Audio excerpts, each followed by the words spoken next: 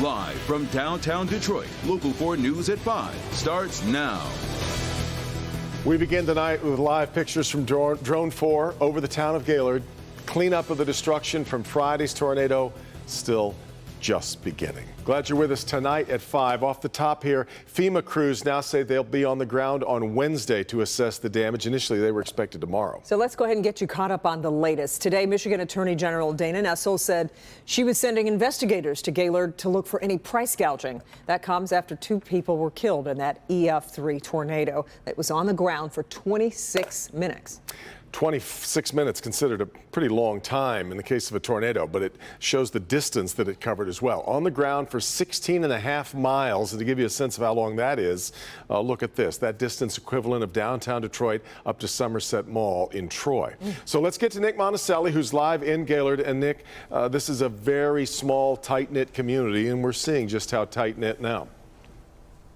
Yeah, with all the people showing up to help, it's the kind of place where almost everybody knows everybody. And you talk about 26 minutes on the ground, but mere seconds in destruction. So imagine being in a trailer like this, in this mobile home community, when the warning goes off on your cell phone, your kitchen, this is a kitchen, gets blown out from behind you, the refrigerator, the stove, still standing, but then your living room gets demolished. And the man who lives here, Sean, says as he was crouching down in this hallway, he could feel these walls kind of bowing and caving in on him. His son's room right over here. It's miraculous his son wasn't hurt as well.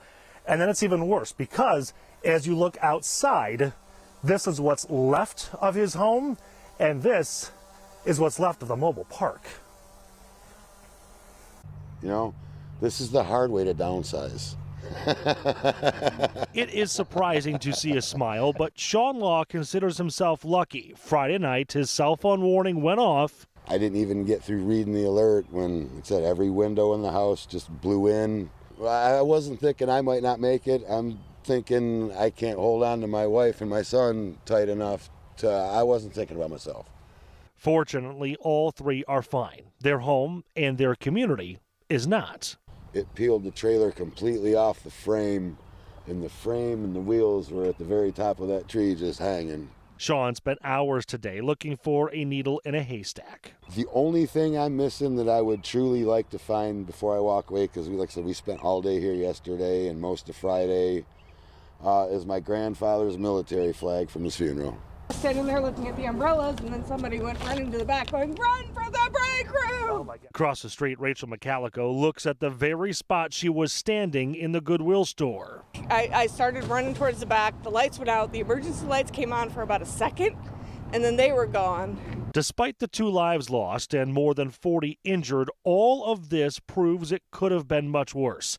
And survivors know that all too well. Yeah, I know. I am very grateful to be alive.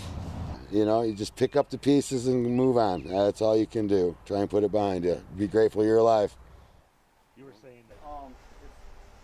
Yeah, rebuild your whole life is really all you can do. So this is the opposite side of Sean's property and his trailer. And you got to watch your step as you get around here. But this is the type of situation where Devin and Kimberly, as you can imagine, again, mere seconds they had to find some kind of cover. He's okay, his family is okay, as you heard, but 2 lives lost in this mobile home park, and about 70 of these are destroyed. They can't come home. Really, really tough situation. We know that was one of the first areas hit on Friday night. Yeah, all right, Nick. Yeah. All right, well, we've posted a 16-minute Drone 4 tour of the damage in Gaylord, and it really puts it into perspective, all the damage and the destruction. We've posted that link on the homepage of our website. Just go to clickondetroit.com. Now to new information we're learning tonight into shots fired at Detroit officers over the weekend. Yeah, this happened on the Davison on the west side. You see a man hanging out of a car. This is right before the shots start flying. Rod Maloney just got the update from Detroit Police. Rod. Yeah, you know, Devin, one of the police commissioners said to me that this whole situation, this incident, is the result of an immature video game mentality, essentially. And what he's saying is, look, these cops were real, the bullets were real, and these officers nearly died trying to enforce the law. 4 a.m. overnight Saturday morning on Detroit's west side.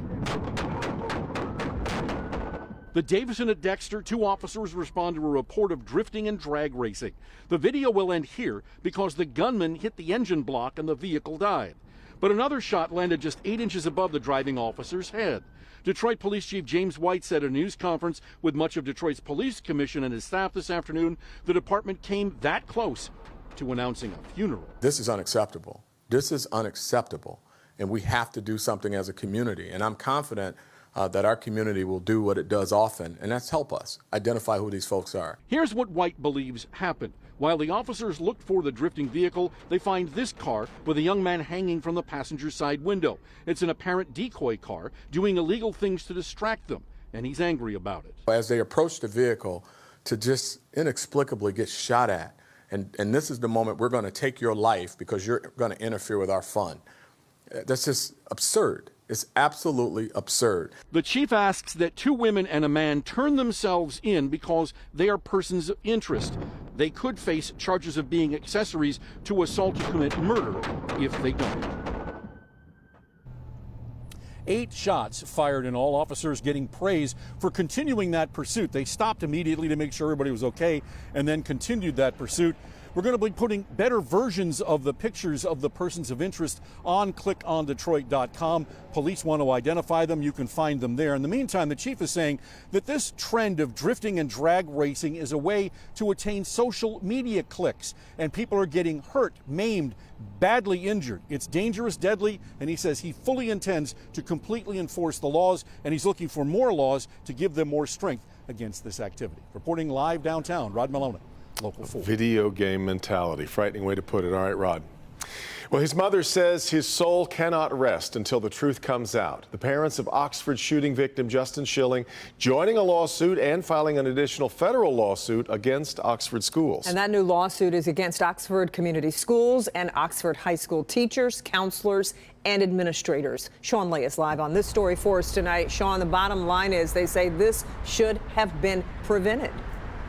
Correct. And we're going to get to the heart of what this new federal lawsuit is all about. And you mentioned it. We did hear today from the mother and father of Justin Schilling, who was shot and killed in the Oxford shooting. We learned about Justin that after the shooting, he helped 6 people through organ donations. We also learned that during the shooting, he helped save his friend. Justin's final moments were spent protecting Keegan. No 17-year-old should be put in that position. The mother and father of Justin Schilling say they should be planning graduation parties for their son, but all of that was taken from them last November 30th inside Oxford High School. We're beyond heartbroken. We're traumatized, and we're devastated, and we are not okay. It's been 174 days since he was murdered. And it feels like it was just last week. For me, there will never be healing. There will only be coping. You only wish that they will have what you had when you graduated, you know, the fun times with your friends, the parties.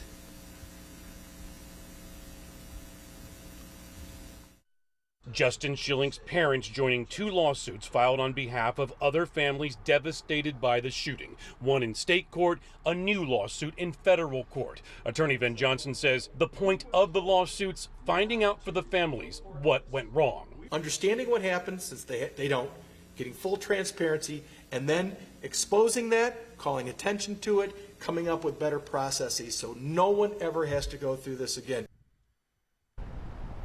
Back here live, Ben Johnson says the crux of the federal lawsuit is the school district suicide prevention policy that mandates that staff should evaluate a student to see if that student who's under scrutiny could harm himself or others. He says that did not happen in that case. We reached out to Oxford schools. They're not commenting on the new lawsuit tonight. We're live tonight. Sean Lee, Local 4. Much more to come on this. All right, Sean, thanks. Gasoline prices continue to jump significantly from week to week here in Michigan. AAA says prices are up 19 cents compared to last week. We're paying an average of $4.57 per gallon. That's 64 cents higher than this time last month. So it'll cost you an average of $68 to fill up a 15-gallon tank. Experts say tighter supply and more demand push prices up, and that it's likely to continue as we head into the summer. Tonight, Pfizer one step closer to having a COVID vaccine for children under the age of 5. Company announced the results of its 3-dose vaccine trial for that age group, saying the vaccine appears safe and generates a strong immune response. It's welcome progress for parents who've been anxiously waiting for a COVID vaccine for the youngest children. Pfizer says it'll seek emergency use authorization for a 3-dose series of its vaccine for kids ages 6 months to 5 years of age. The vaccine for this age group was delayed when 2 doses didn't provide the expected level of protection. A 3rd dose was then tested in nearly 1,700 kids during the recent Omicron surge. Pfizer says antibody levels tested a month after the 3rd dose showed the vaccine produced a similar immune response as 2 full doses in 16 to 25-year-olds. No new safety issues were identified. Preliminary results found the vaccine was more than 80% effective at preventing symptomatic cases of COVID.